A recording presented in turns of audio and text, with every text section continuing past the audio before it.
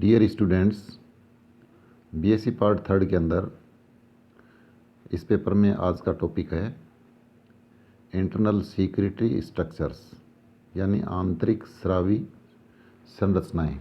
पिछले video lecture के अंदर हमने एक्सटर्नल सीक्रेटरी स्ट्रक्चर्स को पढ़ा था। सीक्रेटरी स्ट्रक्चर्स के ऊपर शॉर्ट नोट्स पूछा जाता है। तो बहुत सारे प्लांट्स होते हैं जिनके अंदर सीक्रेटरी स्ट्रक्चर्स प्लांट के अलग अलग जो अंग हैं, जैसे root, stem, leaves, flower, fruits, इन टिश्यू के अंदर एम्बेडेड होती हैं यानी धंसी हुई होती हैं। और ये अलग अलग प्रकार के हो सकते हैं, जैसे स्रावी कोशिकाएं, सीक्रेटरी सेल्स, ऑयल ग्लैंड्स अर्थात तेल ग्रंथियाँ, रेजिन डक्ट्स यानी नाल नलिकाएं या नाल वाहिनियाँ, रबर छिरी ऊतक यानी लेटिसिफेरस टिश्यू। तो एक एक करके जैसे आज हम इनको पढ़ें। जो इंटरनल सीक्रेटरी स्ट्रक्चर्स होती हैं सामान्यतः विशिष्ट कोशिकाओं के रूप में अलग अलग टिश्यू के बीचों बीच में स्कैटर्ड कंडीशंस में पाई जाती हैं, जो सीक्रेटरी सेल्स होती हैं। और इन कोशिकाओं को आइडियोब्लास्ट या एक्सक्रीटरी आइडियोब्लास्ट भी कहा जाता है। और इन सेल्स के अंदर गम यानी गोंद, ऑयल, रेजिन या डिफरेंट टाइप के क्रिस्टल्स आदि स्टोर रहते हैं।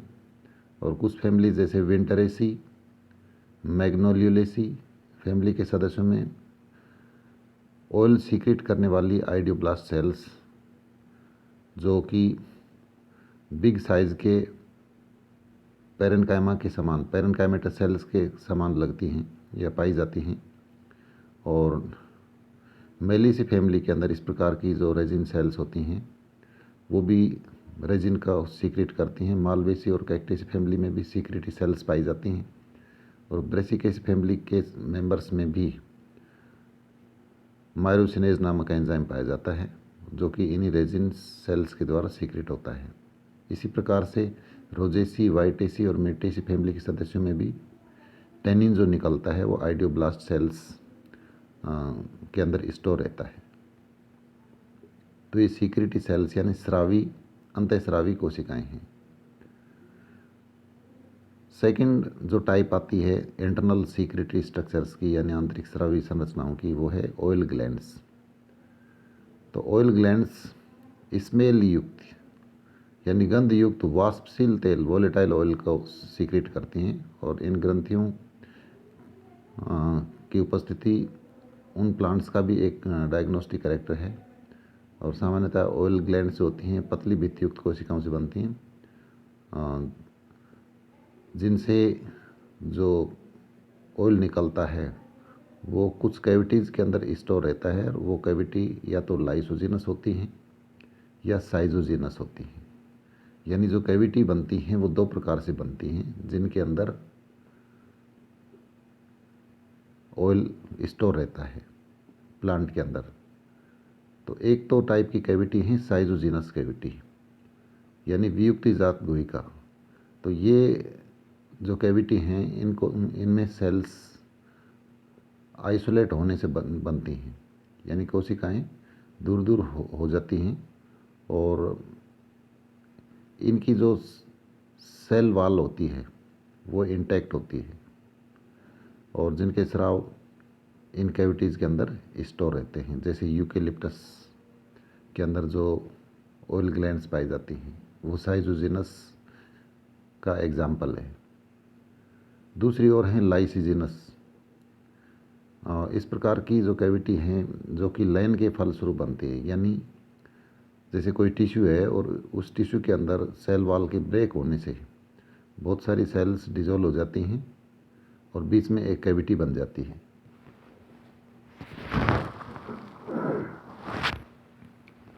और इसके अंदर की तरफ जो टूटने से जो कैविटी बनती है वो लाइसोजिनस कैविटी होती है। जैसे सिट्रस फैमिली के अंदर, नींबू और ऑरेंज के अंदर इसी प्रकार की इनकी जो फ्रूट वॉल है उनके अंदर इसी प्रकार की लाइसोजिनस कैविटी पाई जाती है जिनके अंदर वोलेटाइल ऑयल होता है। थर्ड जो टाइप है वो है रेजिन डक्ट्स। और रेजिन डक्ट एक प्रकार की साइजोजिनस ग्लैंड है जो कोनिफेरस प्लांट्स के ग्राउंड टिश्यू या वेस्कुलर टिश्यू के अंदर पाई जाती है। और इनमें एपिथेलियम सेल्स एक सेंट्रल कैविटी को सराउंड करती है और इन सेल्स में प्लास्टिड्स या लो डेवलप्ड एंड ईआर आदि पाए जाते हैं।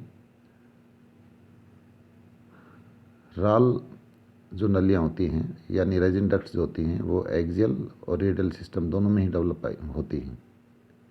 एक्सियल सिस्टम में इनका जो डिफरेंशिएशन है यानी विभेदन वो कैम्बियम की रे फॉर्म इनिशियल से होता है, फ्यूसिफॉर्म इनिशियल से होता है, जबकि एक्सियल सिस्टम के अंदर इनका रे इनिशियल से होता है।